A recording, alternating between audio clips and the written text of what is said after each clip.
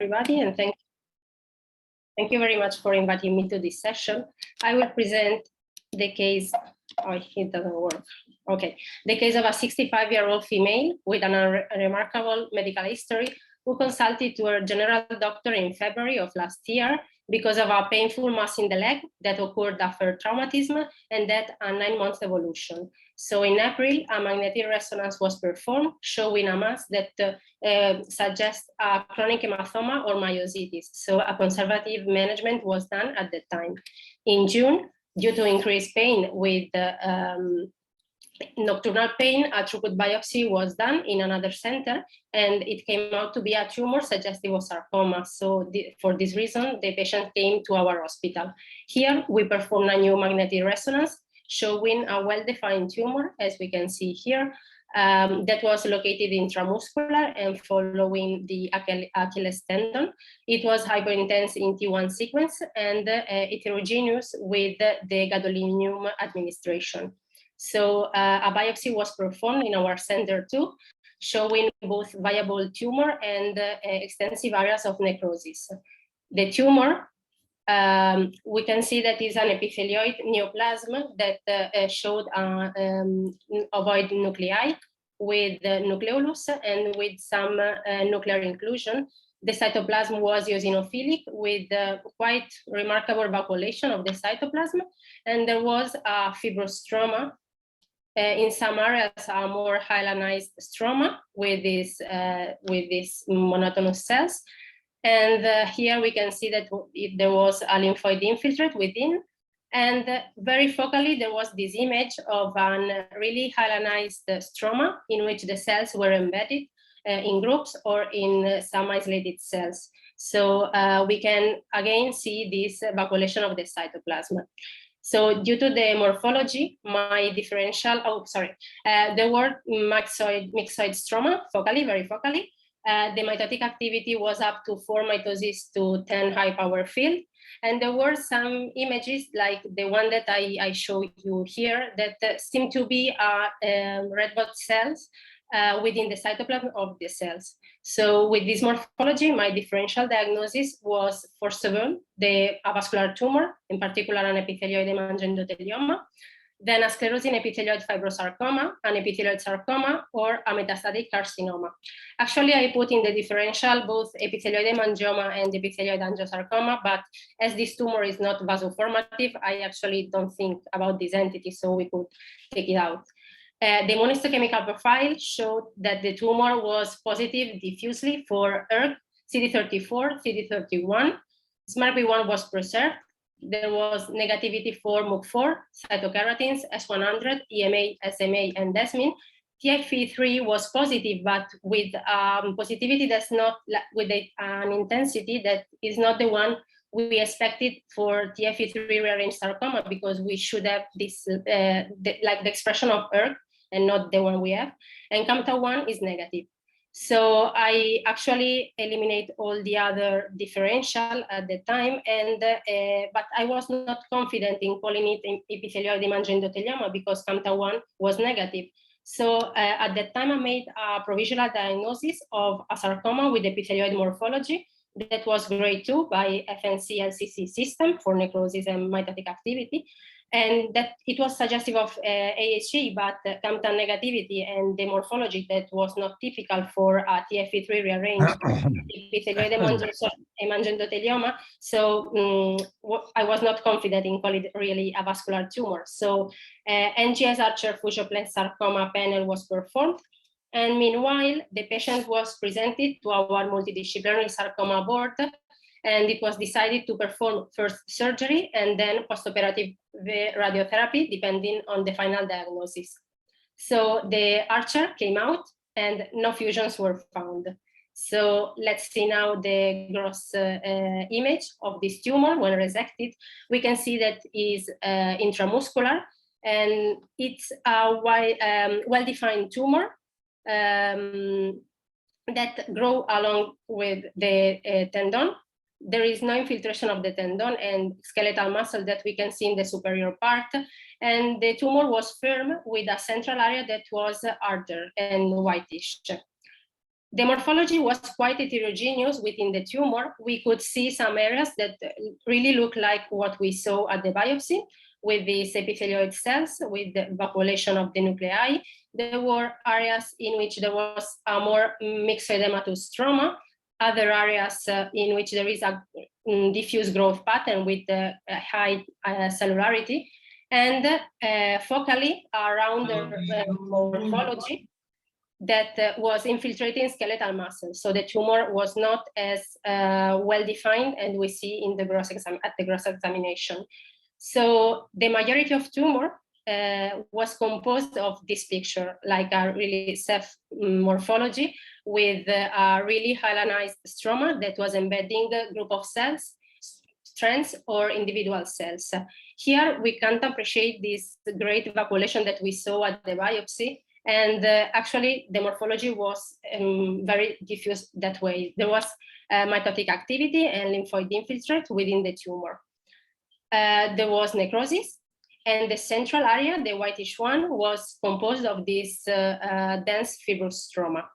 So again, we performed the immunohistochemical profile, and we see that again we have this diffuse expression of vascular markers.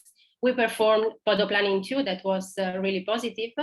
And again, MUC4 was negative. So actually, at that time, I was thinking about ASEF because the morphology was consistent with ASEF, but I had MUC4 negativity, and furthermore, I have this extensive vascular marker expression.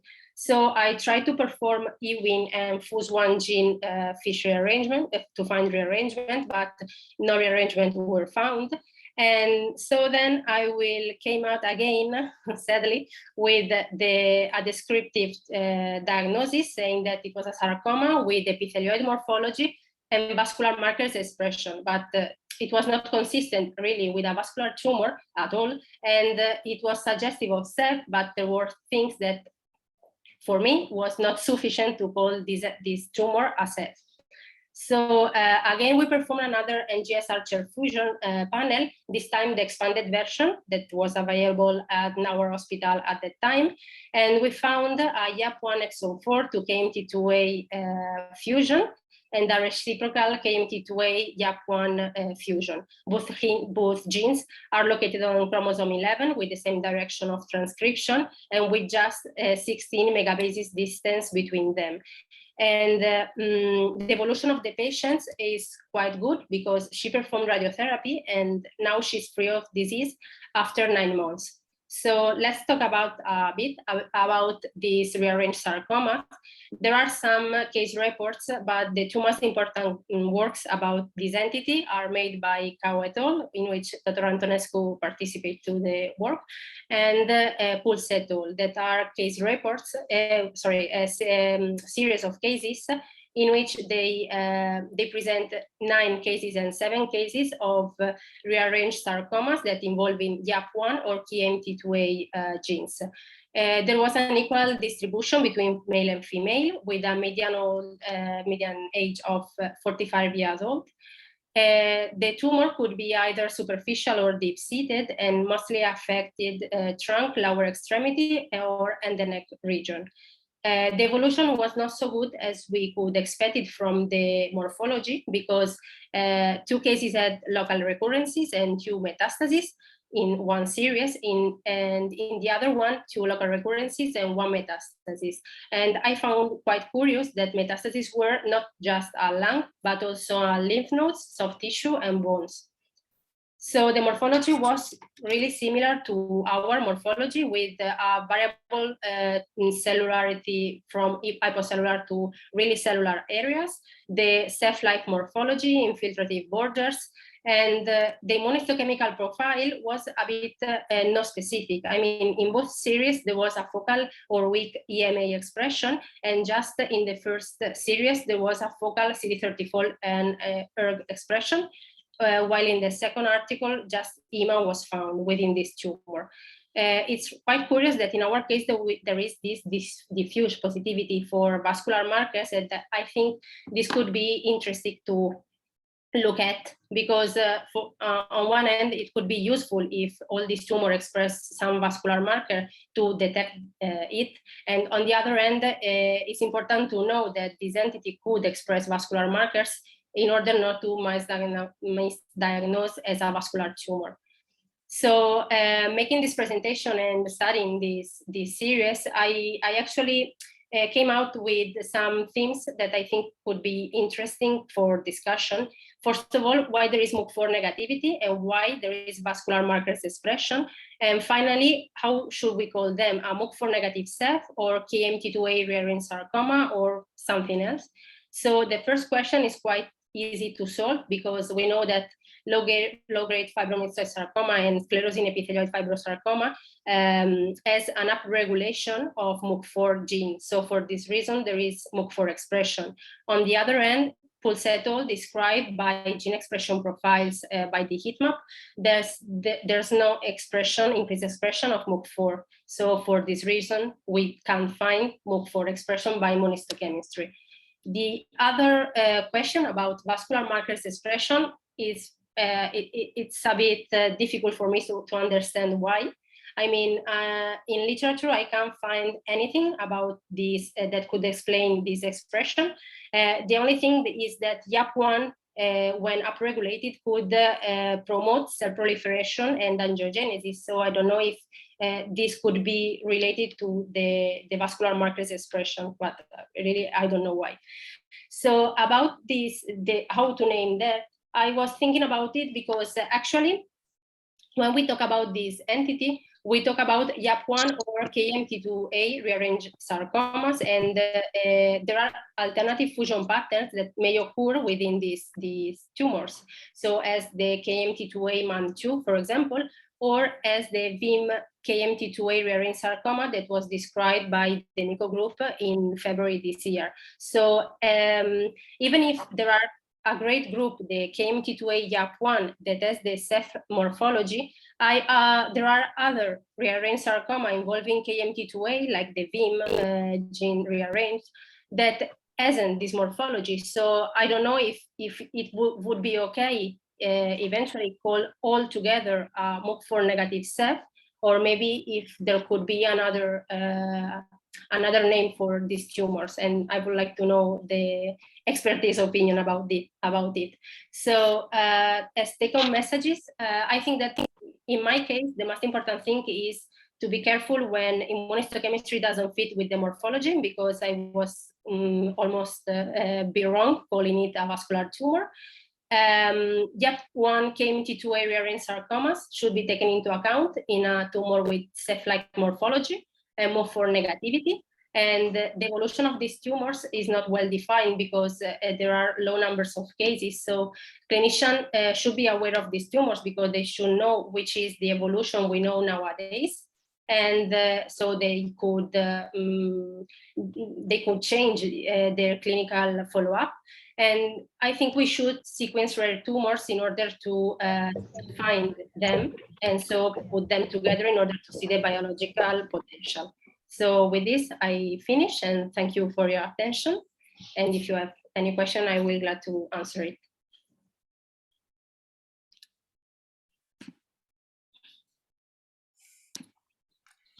Very nice case, Caterina, and very difficult. Maybe I can start with, some points of just discussion and controversy. I guess this is a general statement about sarcomas with gene fusions that may not have a characteristic immunoprofile. Think about the fact that there is no cell of origin, right? So for the most of these fusion-associated mesenchymal tumors. So then, depending, I guess, on the progenitors or stem cell that this fusion arises, right, may trigger different differentiation states. So that's one point. So what I'm trying to say is, when you presented the first feature, morphologic features, I think my first impression was this is a translocation associated sarcoma, right? Because of the monomorphic appearance, right? I thought that this is an epitheliohemangioendothelioma when you first show the cases and the blister cells and the typical highly nice background. So I thought it fits quite well with EHE. Then the vascular markers were, quite good, and the TFE3 positivity. I mean, there is overlap between the classic CAMTA1 EHE and TFE3 EHE. We've seen cases with, that overlap. So there's not black and white distinction. So I thought maybe it's one of these weird TFE3 EHE with an unusual pattern. But obviously it turned out not to be. I would be very careful to try to label entities so early with so few cases.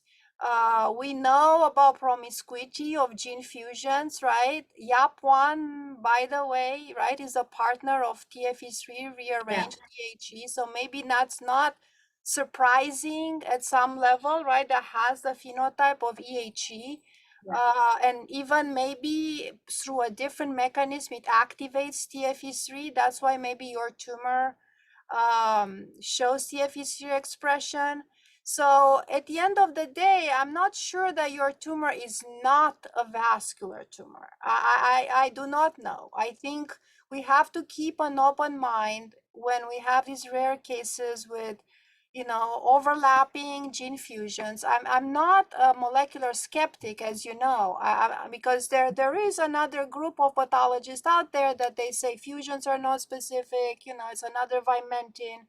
It's just that we cannot comprehend at this moment how to interpret and how to put in a perspective all these molecular findings, right? So, so I'm thinking that YAP1 maybe plays a role in the morphology and your immunoprofile here. So what do we do in order to better classify or define? I think we need new tools, right? We need maybe methylation. We need gene expression to see how these cluster. Would your case cluster more with the EHE, or would your case cluster with more, SCF with, MAC4 negative? So it will be extremely interesting to learn more about these cases. And also our clinicians and clinicians everywhere give us a hard time on, what makes an entity, right? I mean, we are discovering all these new fusions, which help us in diagnosis. We become a better pathologist because we have objective tools. But then, but then what's the meaning of this, right? What entity are we talking about? So it's really a challenge. The more we know, the more we find, it's challenging to figure out what entity are we talking about. So I will be a little bit cautious about, labeling entities based on one gene rearrangement, KMT2A, or I think we are not ready yet. And also as a participant of WHO, I can tell you, which is a consensus meeting, right, that there will be high skepticism in classifying sarcomas or tumors based on gene rearrangements alone, right? So we need cases like this. We need challenges, and make us question and try to maybe incorporate additional molecular tests that will expand our understanding and will get more information. Yeah, I totally agree. Yeah. Anything else from? I mean, it was a very, very interesting case because opens. Oh yeah, I wanted to say one more thing. When we say, or when we get a negative result from the Archer, right? Always you have to look at the genes, right? Including exactly. Because why was the first one negative? That means that didn't have YAP1 or KMT2A. Yeah. Actually, it didn't have YAP1. You could catch it up with when it's fused with TFE3. So that's the reason why we couldn't detect it. Right. Okay, so So this is it's an another important thing. Yeah. an important point Extinct out burn. there, and I'm glad you were able to test it again on a bigger panel. But if you are thinking of certain entities and you are kind of want to exclude certain gene rearrangements, look at the panel, right? Because nowadays, you know, they differ. Here at Memorial, we have now 123 genes, right? Other places have 20 or 50 or 60. So you really have to look very carefully and see if the, you know, the genes you're interested in are on that panel. And if, you know, in your case, even if the second Archer came back negative, I would still have maybe send it out for a larger panel, a 500 gene panel on Illumina, you know, for discovery, because it really looked like a fusion positive sarcoma. Yeah. So very, very good case, Caterina. Hi, thank you very much. Thanks.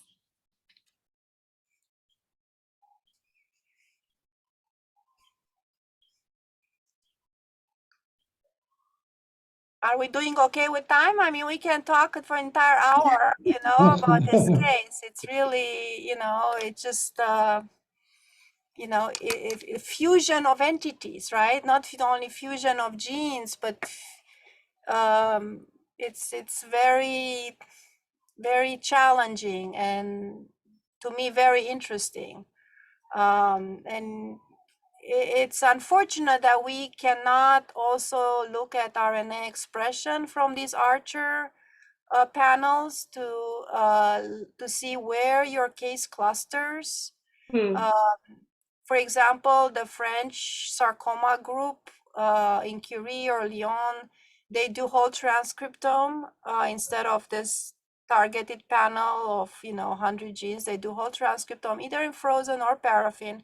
So they can cluster, right? They can cluster the case, like your case, not just get the fusion, but see where it clusters, because you get these weird results and then what, right? And then you don't know. So I think in your case would have been extraordinarily important to see where your case is clustering, right? Because it expresses the vascular marker, the TFE3.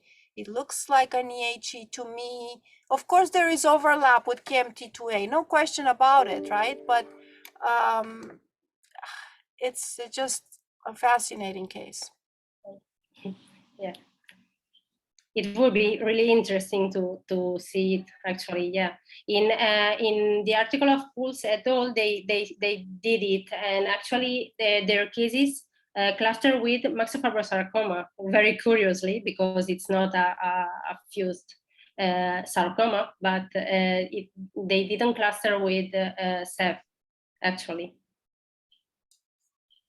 Yeah, it all depends again, right? It all depends how many cases you have, how many entities you have, right? So yeah. I do not know the details right now on their control, I mean their reference. So but yeah, I think it's work in progress. Yes, yes, it is. Yeah. Thank you so much. Of course.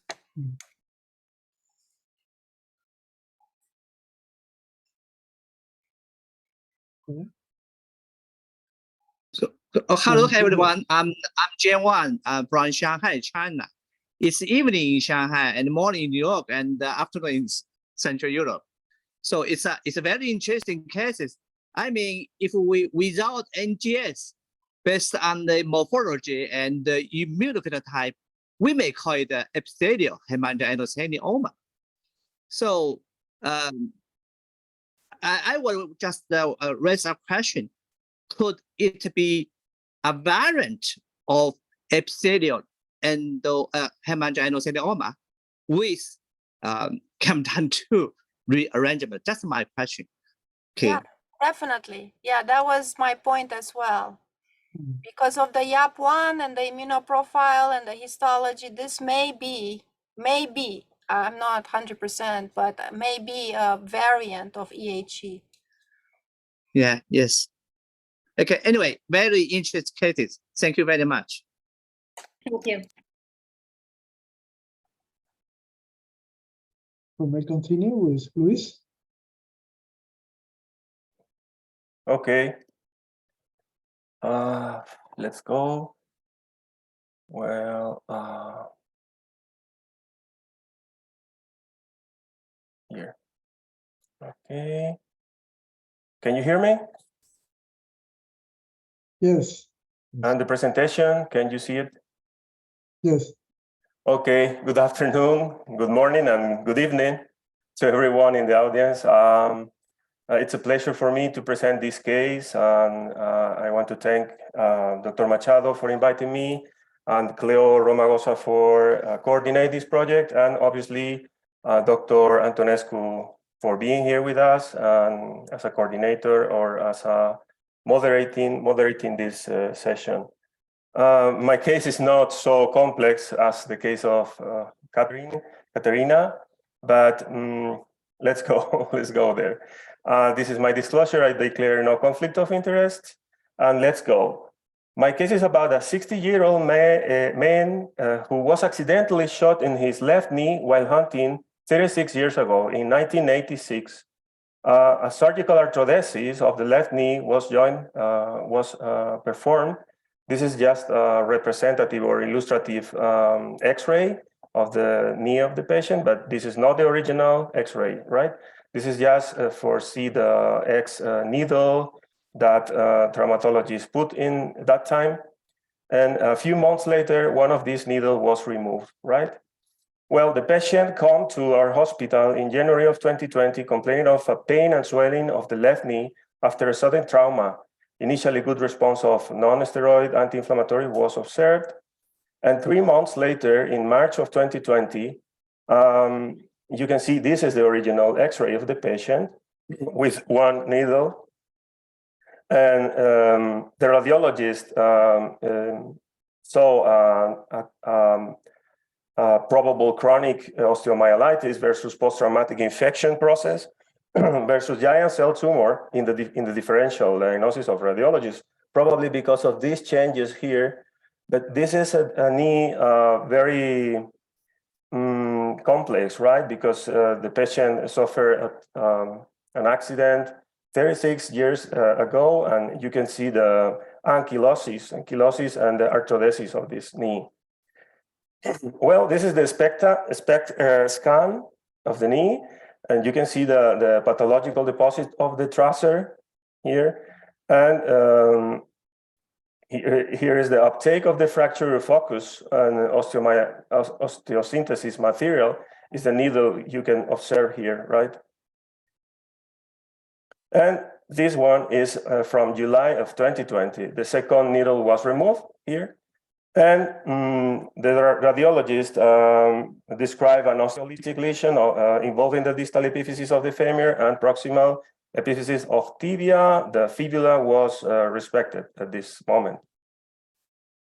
And this is the scintigraphy, and you can see here, and markedly increase of uptake of the trusser, and it was compatible with the infection, but it's necessary to rule out a tumor for the nuclear doctors.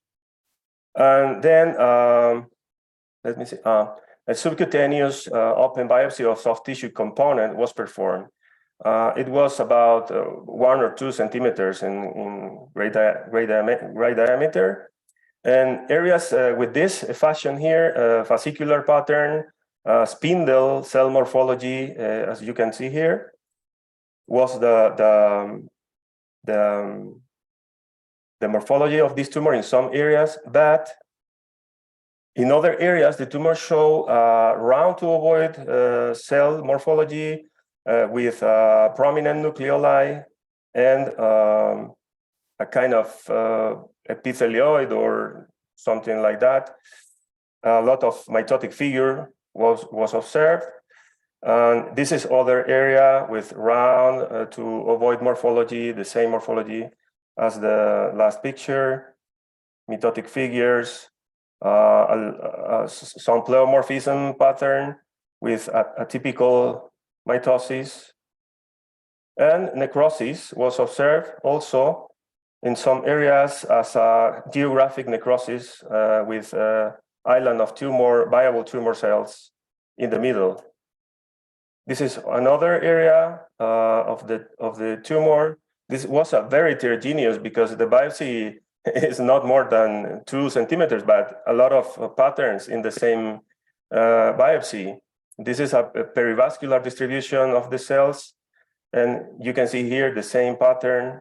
It's a little bit weird for this tumor, and the vessels doesn't show a plexiform pattern or specific rearrangement or distribution, right? This is a CD31 immuno, and in some areas, intercellular spaces, clear spaces, was observed, and I interpret this like edematous or myxoid stroma, maybe. But here you can see a kind of blue or gray material, intercellular material that was positive with Alcian blue staining. And I thought that there was a myxoid stroma in some areas. And in summary, we have a bone and soft tissue mass on the left knee in a 60-year-old male, fast growth, inflammatory, infectious versus tumor on radiology and clinical examination.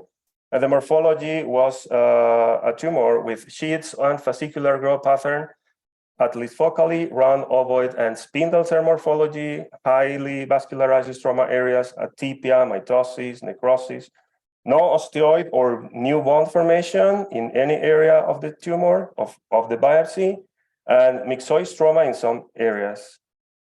So, sorry. Let's continue.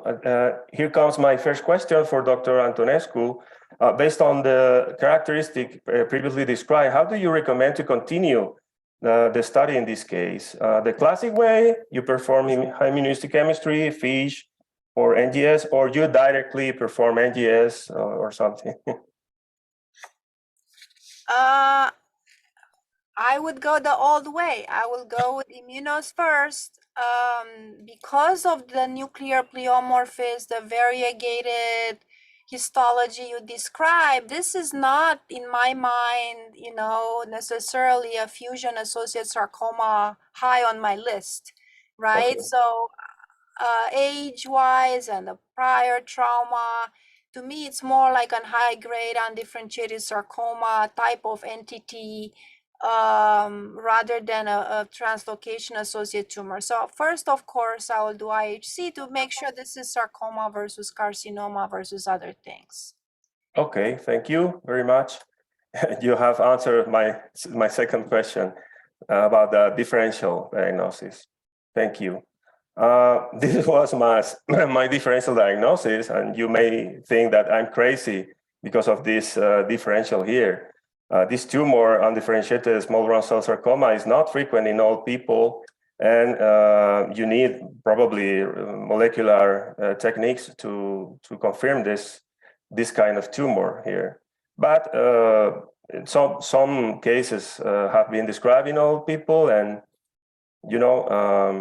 I'm young pathologist, and I don't have a lot of experience in this tumor, so I thought I have to rule out these two.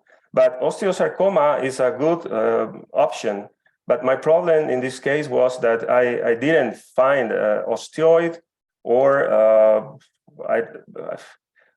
osteoid probably. And that myxoid areas was very extended in the biopsy. So I was confused with this option. And finally, I thought also in a poorly differentiated synovial sarcoma that is infrequent or rare in bone as a primary tumor, but secondarily involvement of tumor was observed in at least 20% of cases. And bone primary synovial sarcoma have been described also. Let's go to the immunos. This was CD99. It showed positivity of membranous and cytoplasmic in some areas, but not diffusely, right? And you can see here some cells that were negative. So this is not the typical pattern of CD99, for example, for an Ewing sarcoma, if you agree. NKX 2.2, was also, it was negative in all the areas of the tumor. Cyclin D1 and WT1 were both negative. EMA, TLE1, BCL2, and SSX18 and SSX were also negative. I and I1 was preserved or retained in this tumor, and CMYZ was positive in approximately 50% of tumor cells. And finally, SATB2 show diffuse and strong positivity in tumor cells. And this is the summary of the immunos, right? Positivity just for CD99 focally, SATB2, INI1, and CMYC. I don't have BCOR or SIG to perform in my hospital, and this was the negative markers. Cytokeratins, small muscle markers, skeletal muscle markers, S100, HMB45, and sanitophysin were negative. We also performed FISH in this case, and this is, I don't have pictures of the FISH, but this is an illustrative image from this paper here. And we don't found rearrangement of EWSR1 and SS18 or SEAT. So this probably rule out the possibility of EWIN or EWSR1 non-ETS tumors and synovial sarcoma. But interestingly, MYC was not rearranged, but it showed a 3-copy trisomy, or this is not a karyotype, but this is suggestive of a trisomy, right? It was observed in 31% of the tumor cells, and these have been described as a frequent event or phenomenon in this kind of in this tumor, SIG-DUX4 rearranged sarcoma. But not only in this sarcoma, but it has been described as a frequent event, not only trisomies, but amplification of CMYC in osteosarcoma. And it was a problem for me in that moment. So this is my summary table with a lot of criteria I include in my differential diagnosis. And if you pay attention, the option with a lot of green checks here is osteosarcoma, and clinically and radiologically probably is the best option, right?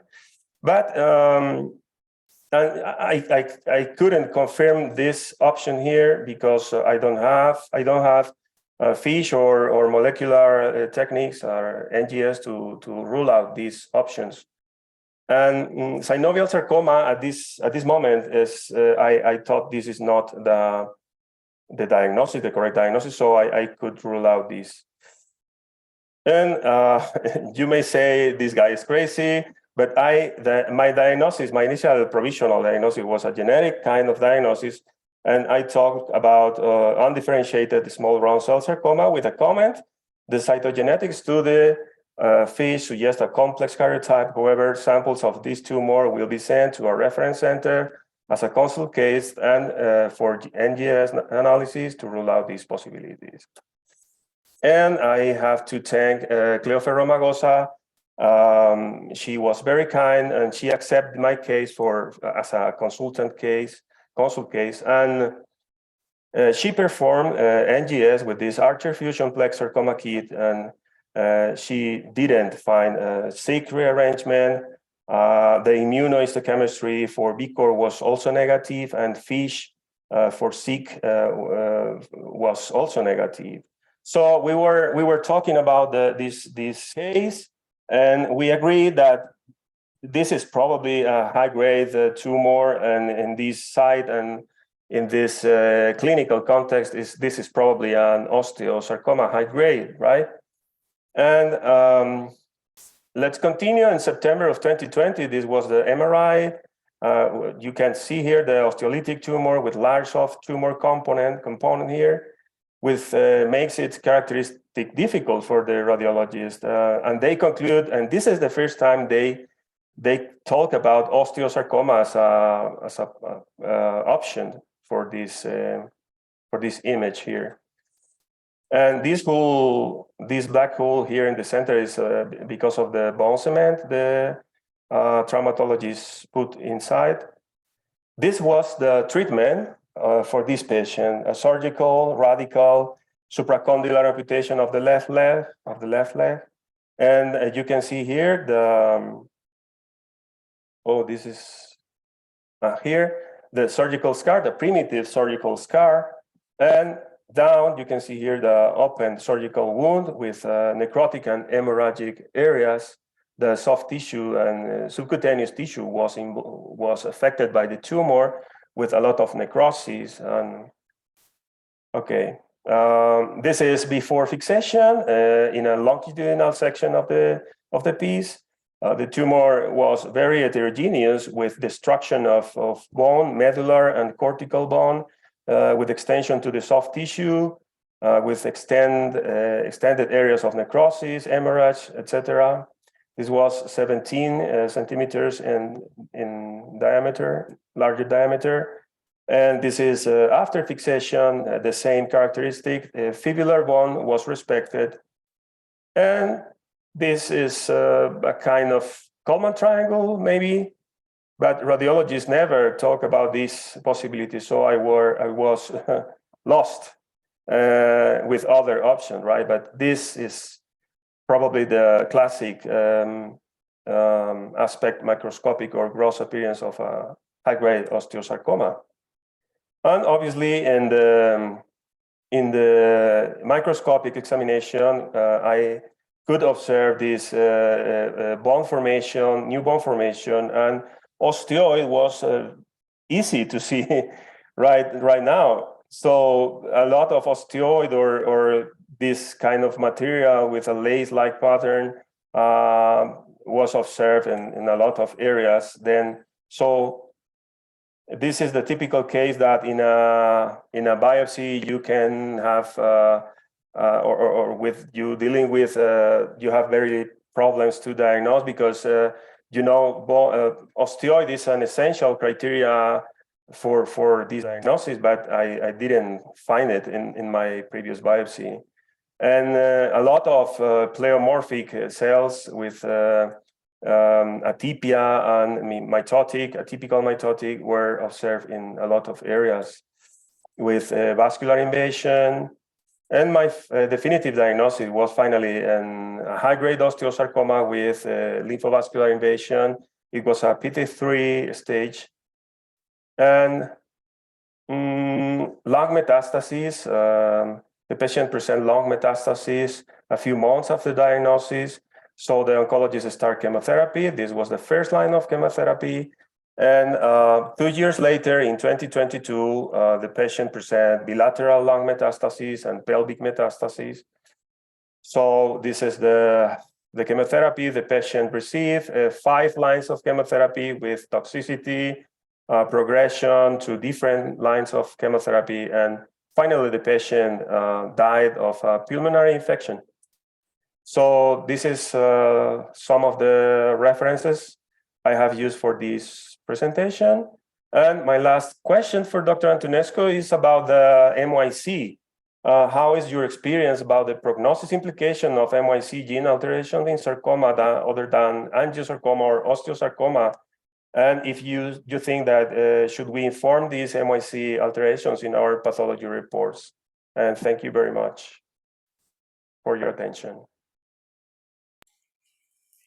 Yeah, very interesting case, and we, a lot of things we can discuss here. And I'll mention the MIC issue later.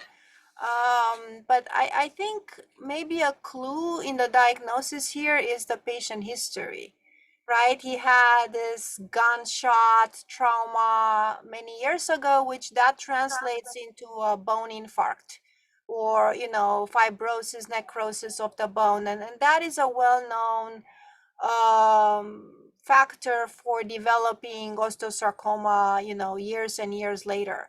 So that's one clue. Second, the morphology that you showed was so variegated, right? From spindle fascicular to epithelioid to round, undifferentiated / anaplastic. So this morphology is unlikely, as I mentioned before, to be a fusion associated sarcoma.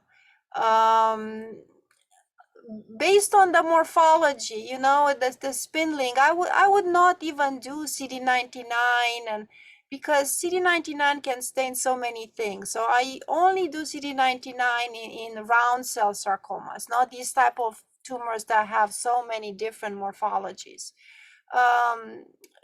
B-core, of course, can have a spindle cell morphology, but typically doesn't show epithelioid, right? Chick ducts may show undifferentiated, some spindly, but not that much this epithelioid morphology you showed. And as you said, that would be kind of a zebra, right? Statistically speaking, those two entities are so rare, right? In this patient presentation and anatomic site. Think about chick ducts 4 overwhelmingly in soft tissue, right? So rarely occurs as a primary bone tumor.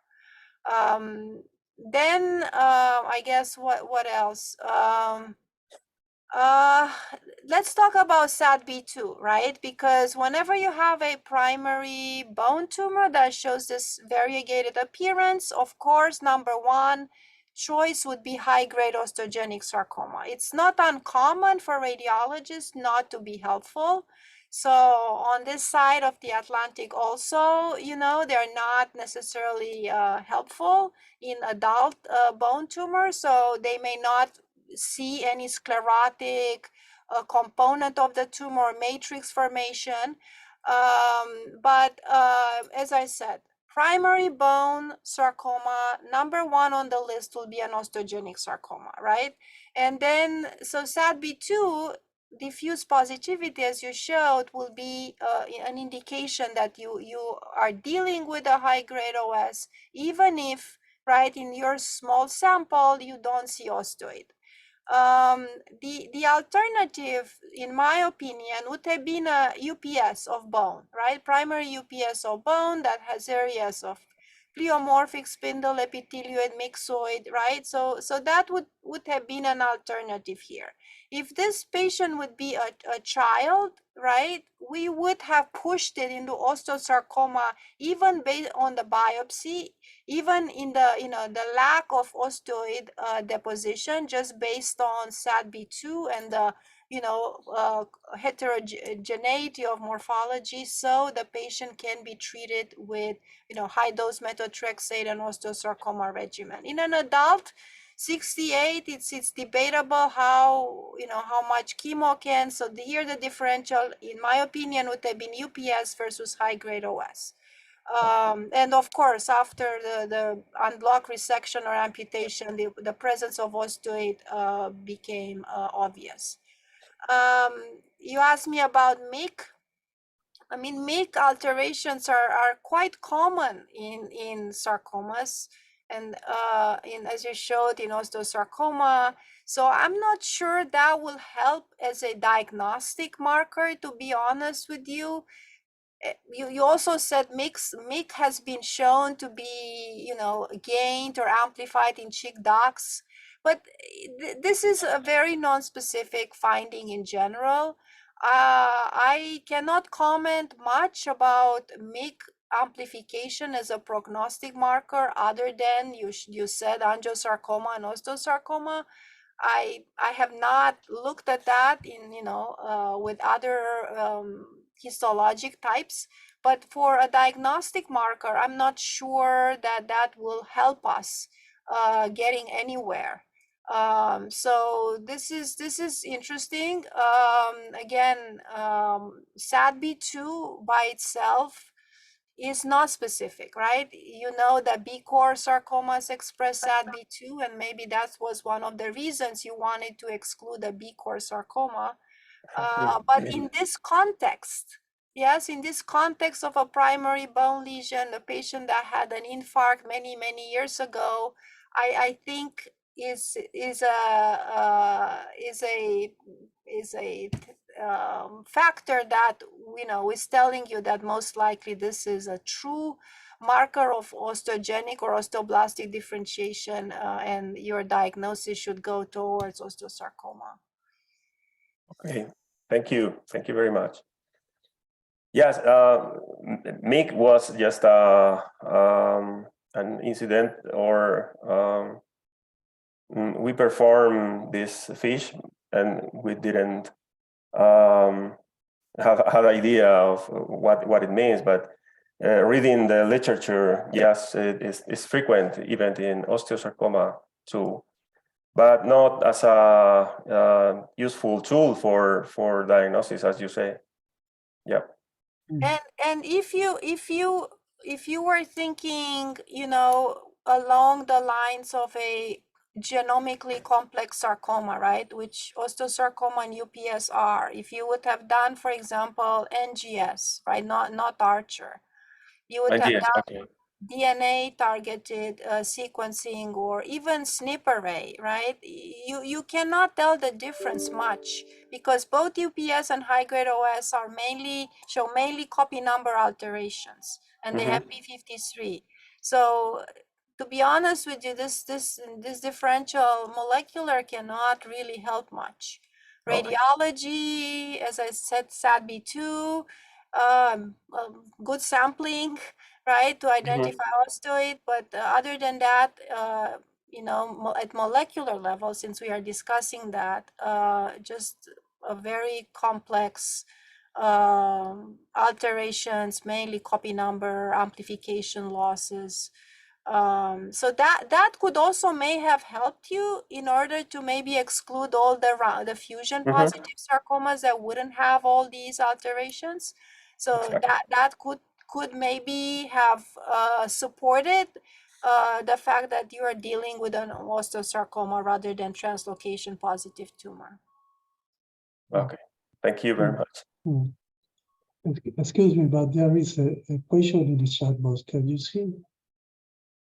Maybe for both of you. I didn't hear you. Yeah, Sorry. Sorry. That there is a question from Silvia Baguet in the chat box. Okay. Maybe for you both. Yes, because of the location epiphysis, could malignant giant cell tumor of bone be considered in the differential? Yeah, if it was epiphyseal, I'm not sure. It was such a big tumor. I guess it was epiphyseal as well. Yeah, have you done the histone 3 immuno to explore maybe a malignant / sarcomatous transformation in a giant cell tumor bone, Luis? I'm not sure.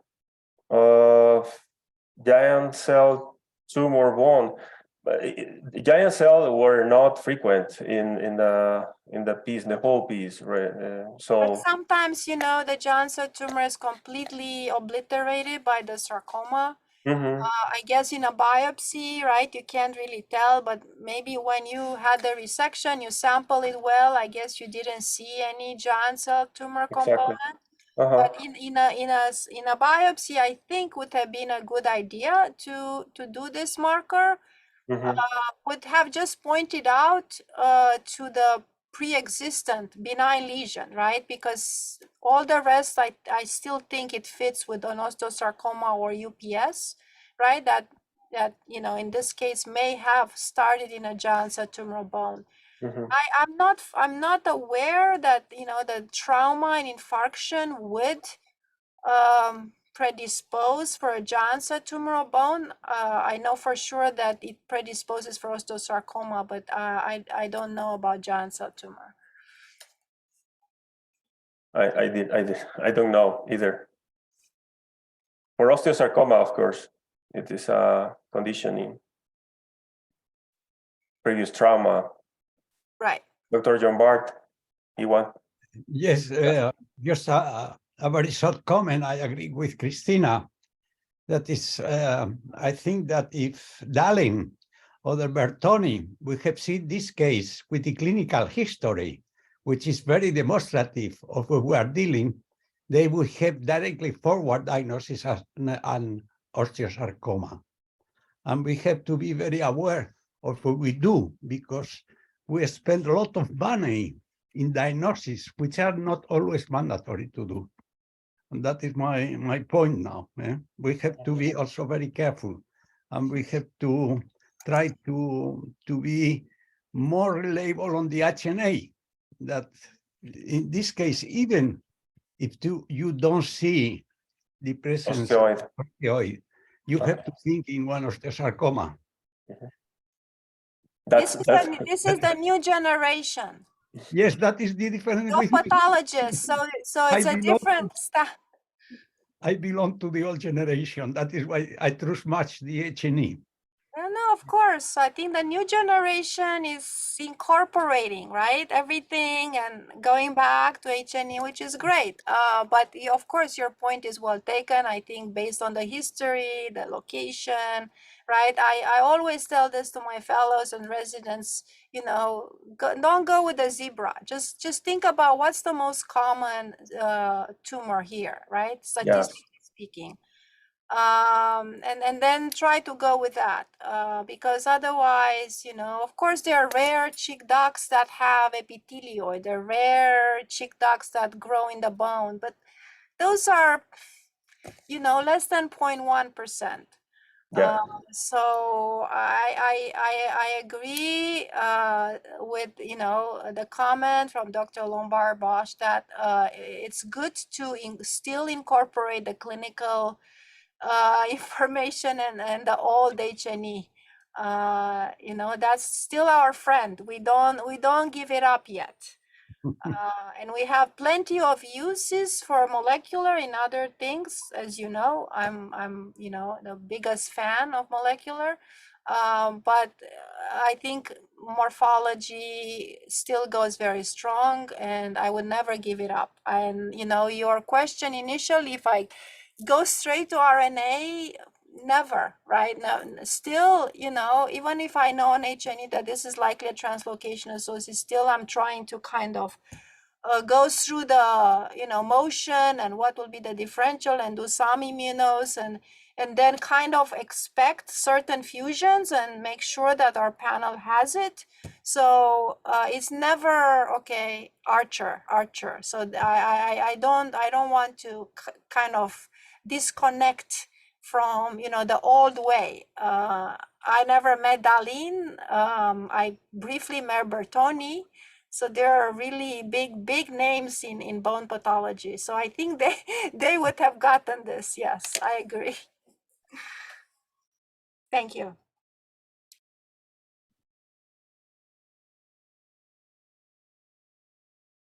We can go to the next case. Yep. Okay. I'm going to share my presentation.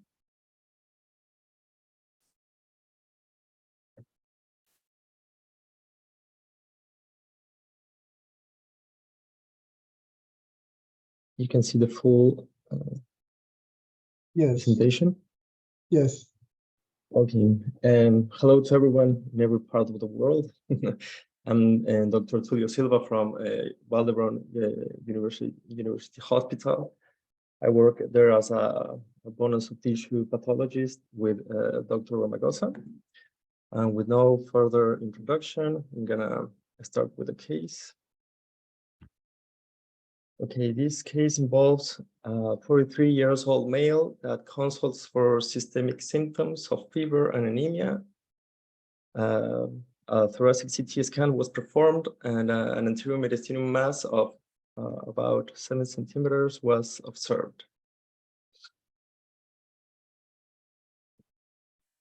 Well, these are the images of the thoracic CT scan showing the mass and its relationship to with the right atrium, the aorta, the pulmonary right artery, and the lung parenchyma. Okay. We received the biopsy specimen.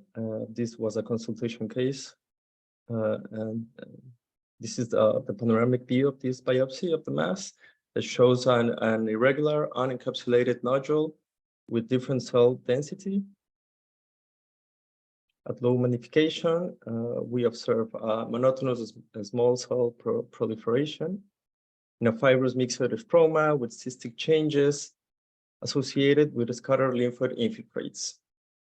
Okay. At higher magnification, at this area, the cells are arranged in cords with the presence of loose cells. The tumoral cells show eccentric hyperchromatic nuclei with scant eosinophilic cytoplasms. If we move around the tumor, the cell population changes and the tumoral cells at this area look bigger with epithelial appearance, arranged in nests and strands.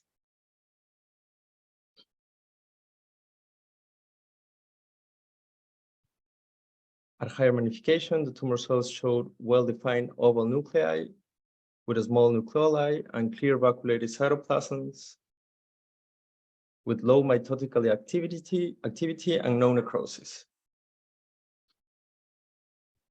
Okay, summarizing, it was a 43-year-old male with a mediastinum mass showing an unencapsulated tumor with a proliferation of monotonous of a small to epithelial cell proliferation, arranging nests, strands, cords, and discohesive cells in a fibromixed matrix with cystic changes and lymphoid infiltrates with low mitotic activity.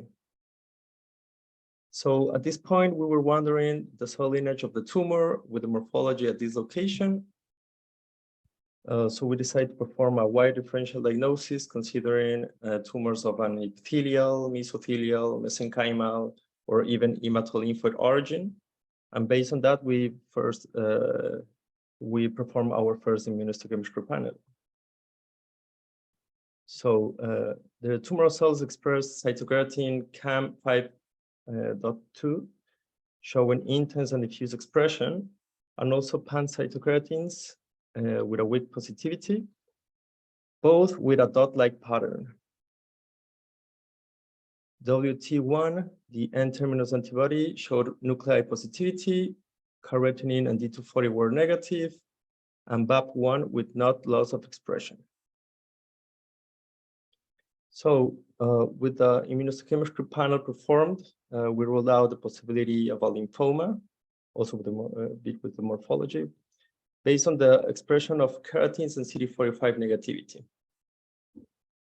Also applied, we also applied a wide panel of immunostains to exclude the possibility of lung carcinoma, neuroendocrine carcinoma, carcinoma metastases, or even rare tumors such as node carcinoma or germ cell tumors, showing no expression for these markers.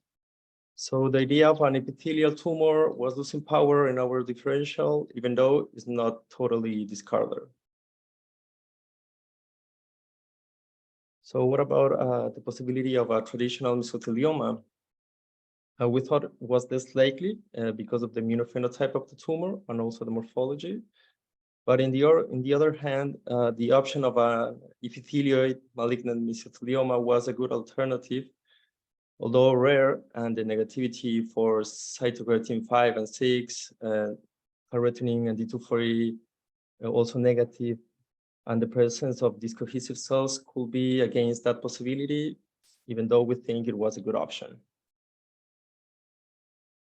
So regarding the possibility of a mesenchymal tumor or others such as neurogenic tumors or melanoma or rare tumors such as SMARCA4 deficient tumors, well, the tumor showed isolated and weak expression of for desmin, shown in the picture, and negativity for neuroectodermal markers and no loss of SMARCA4, making that options less likely. Summarizing the most remarkable immunohistochemistry results, we have expression for pan-cytokeratins, expression for CAM5.2 in a dot-like pattern, WT1 positivity, the N-terminus antibody, also positivity in a weak and isolated cells for desmin, and no loss for BAP1 and carotene and D240 negativity. With that features, we consider the possibility of a desmoplastic round cell tumor as a location and the morphology. We thought it could fit with our tumor. As you know, and this tumor can be present in young patients, as in our case. It can also be located in the thoracic or in the thorax. Can show this nest to small round epithelial cells, or with oval hyperchromatic nuclei, even though we didn't see like high mitotic activity or even necrosis, but for us was a good option. Also for the immunophenotype, the positivity for keratins, and also we have some of expression for desmin. So we tried to give it a try to this option and try to look the EWS translocation with a fish. So we performed a fish break apart probe that was rearranged, so it could fit with our hypothesis. So adding to our summary, the EWS rearrangement, the features observed so far, well, even though not perfectly, fit our diagnosis of a desmoplastic round cell tumor. So a preliminary diagnosis of a DRCT was performed, and we were waiting for an NGS confirmation. So we performed an NGS Archer sarcoma, and to our surprise, this is the gene fusion that we got, an EWS ATF1 fusion gene. Okay, we were expecting the EWS WT1 of the desmoplastic round cell tumor. So with the NGS result, our hypothesis was not fitting as expected, right? Even though unspecific, as the EWS ATF1 fusion gene can be found in several entities from different cell lineages from mesenchymal, neuroectodermal, and epithelial origin, as angiomatoid fibrous osteocytoma, clear cell sarcoma, or even hyalinizing clear cell carcinoma. This fusion gene is present in epithelial mesotheliomas, and if you can recall, that option was in our differential, so it was good to know that. Recently, a subset of malignant epithelial mesotheliomas have been described as tumors present in young patients, also in pediatric populations with no asbestos exposure, located intra-abdominally or in pleural cavities, composed of epithelial cells with focal papillary architecture, with cytokeratin and WT1 positivity, and no loss of BAP1. Okay, features that can fit with our tumors, right? So we still have some features that are not fitting entirely perfect, but I think, or we think it's still a good option for this tumor. As these pathological features of the tumor were overlapping between entities of different cell lineages, we decided to stop, rethink, gather again all the information as the clinical feature, the morphology, the immunohistochemistry panel, the molecular findings. We talk with other colleagues at different areas to try to rebuild with all the information this puzzle.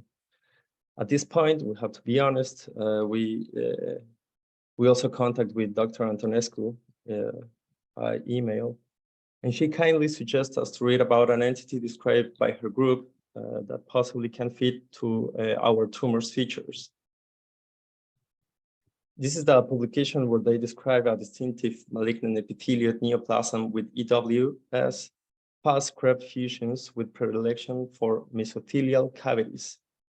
Okay, this tumor was described in 13 young patients with no asbestos exposure, located mainly intra-abdominally and in pleural cavities, shows epithelium to small and spindle cells proliferation with cystic and microcystic changes, presence of lymphoid aggregates like in AFH, or showing some resembling to this tumor. Cytokeratins and WT1 positivity, no loss of BAP1 and carotene negativity, that also can fit very well with our tumor's features. on this paper, they performed, or they show us this true-site RNA fusion panel gene expression showing EWS CREM fusion positive lesions grouped together with separate from other EWS CREM positive tumor entities, suggesting the possibility of a potential novel entity, as you can see in this diagram. So these two options can fit with our diagnosis, but is it possible to classify our tumor as they share all these mentioned features? That is like the main question, I think, here. Currently, our patient is on a chemotherapy regimen. The tumor has not grown in 7 months and only has, the patient have side effects to treatment. So I think this is the time where I give all the floor to Dr. Antonescu, and I have prepared some questions regarding this, if she can help us or mentor us with her experience. So my first question here is, what is the best approach for these tumors as pathologists? If we don't have all these technologies of, if we are not able to identify or tear them apart with NGS, that in this case, it was not possible. I can start by saying that Dr. Dalin wouldn't have gotten this case right. Well, I'm not sure we got it right? But I mean, yeah. Who's the judge out there, right? Yeah, exactly. So let's start with you know, your question about this being an epithelioid mesothelioma in a young adult, relatively young adult, with EWS ATF1 fusion. In our series, most, if not all, cases that we included there were classic mesotheliomas with papillary features. This one, right, does not look like your classic mesothelioma. So that's one reason I wouldn't go there, knowing that we have now a different entity, right, that is coined by this fusion, that, you know, it has an epithelioid morphology, expresses cytokeratin, and has this dual features, right, of angiomatoid fibrocystocytoma in some of our cases with lymphoid aggregates, and then cystic changes, and then the relationship with the mesothelial lining, right, that would suggest, as you said, epithelioid mesothelioma. So this is the first entity that we saw within the EWS CREB fusion that shared, right, features from two different entities. Again, the jury is out there. If this represents a separate entity, you showed there our RNA-seq clustering. We have very few cases, right? Yeah, 2 cases. What can I say? Most cases, they look distinctive, as I said, occur in the mesothelial lining, cytokeratin. So it looks like it may be a separate entity. And I'm not convinced this is mesothelioma based on morphology. Yeah. Yeah. I thought this would be a desmoplastic round cell tumor, the way you are going, right, with cytokeratin and some desmin and WT1, right? The only thing that was a bit suspicious is not a desmoplastic round cell tumor, was the epithelioid component with those clearing and more abundant cytoplasms that usually you don't see in the DSRCT. When I saw that, I also thought about myoepithelial tumor, right? Myoepithelial tumors can show that. And then when you got the EWS, I was still considering a myoepithelial tumors. The myoepithelial tumor family now is growing, and it may lack, you know, S100 staining, but, you know, with this fusion, I don't think myoepithelial tumor is in the running. So I think that's the best fit in 2023. Maybe we can revisit this entity in 10 years and hopefully it will get incorporated somewhere in the WHO. These things evolve so fast, right, that only time will tell. Okay. And regarding the second question, what do you recommend to say to our colleagues, I mean, oncologists and surgeons regarding prognosis or treatment? Because I think that's challenging for us when we perform, or we didn't label this tumor. We state that probably is in the spectrum of this novel potential new entity. But of course, the first question was, okay, so what are we going to do with this? First of all is grading, right? Because you Yeah. show few mitosis, so it's not necessarily the highest grade sarcoma or tumor you've ever seen. So from that perspective, I will not necessarily say, okay, give chemotherapy to this patient. So, I mean, if it's resectable, just watch. I didn't catch that. Maybe it wasn't resectable, right? Because no, it was not. It was not. Right. So then there are not that many choices. Can you radiate? I guess close to the heart. They don't have many drugs anyway. So I don't know, to give the conventional soft tissue sarcoma chemotherapy. I guess they can try that. You know, treat like any other soft tissue sarcoma.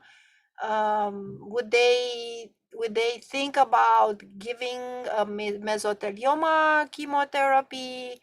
So here, you know, when they realize this is a borderline entity, we are not 100% sure what it is, you know, I would say, why don't you treat as a sarcoma? They treat the sarcoma, maybe it's not responding, and then they maybe switch to a mesothelioma. I mean, it's not set in stone, right? We have to keep the dialogue with our oncologists. That's why, you know, the relationship with them has to, you know, it's very important for them to trust us when we say we are not sure, and then they can try different things. If it was resectable, I wouldn't have suggested any additional adjuvant therapy, but obviously this is not resectable.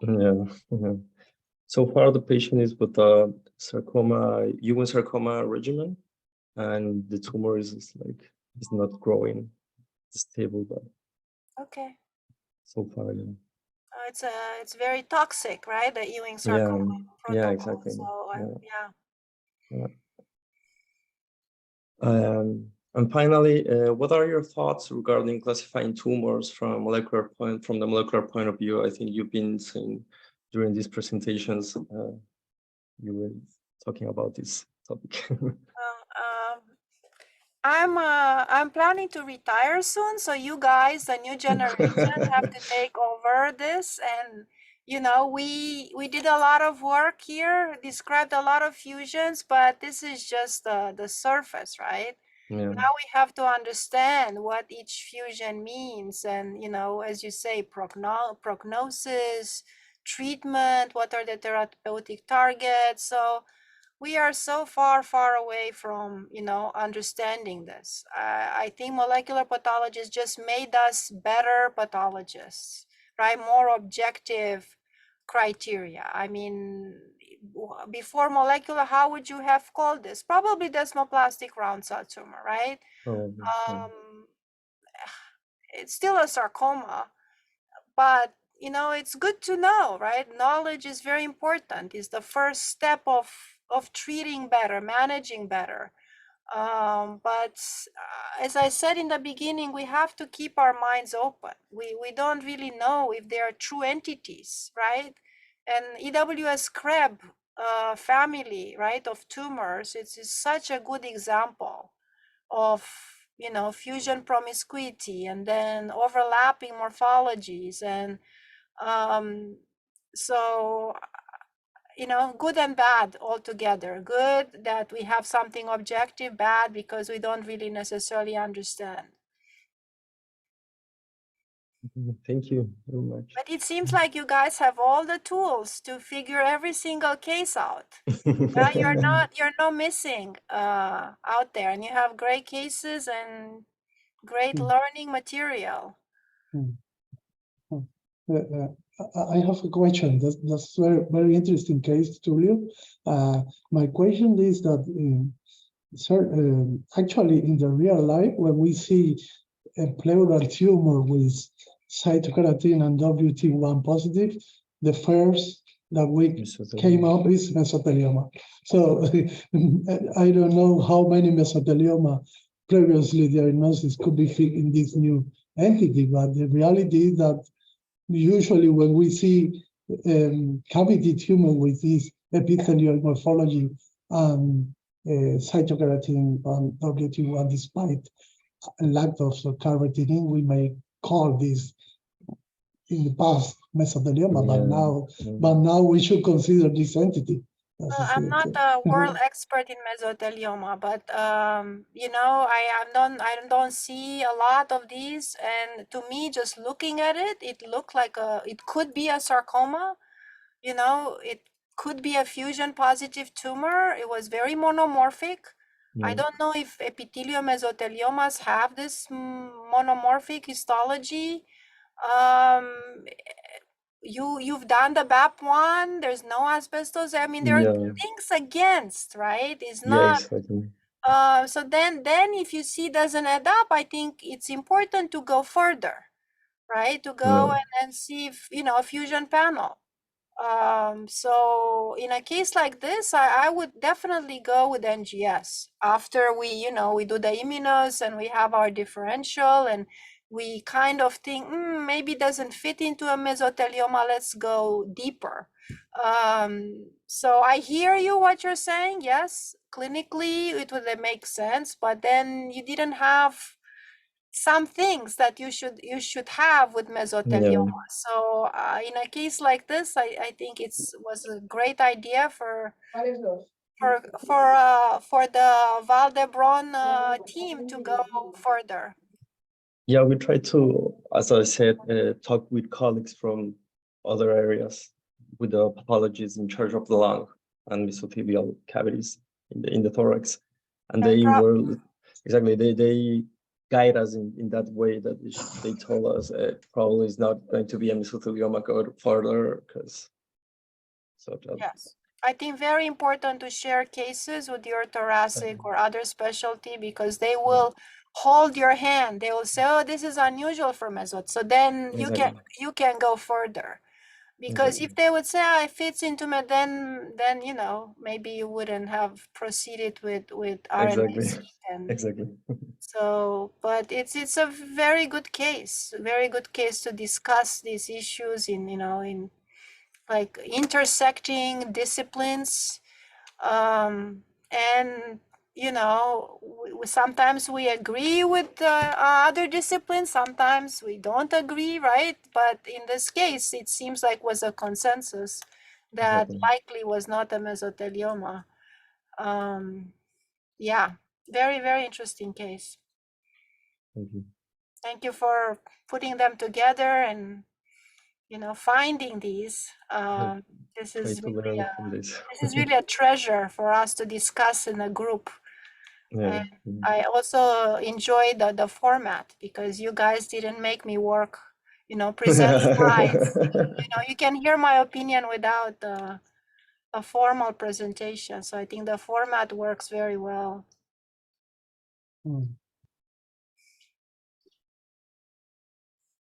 Okay.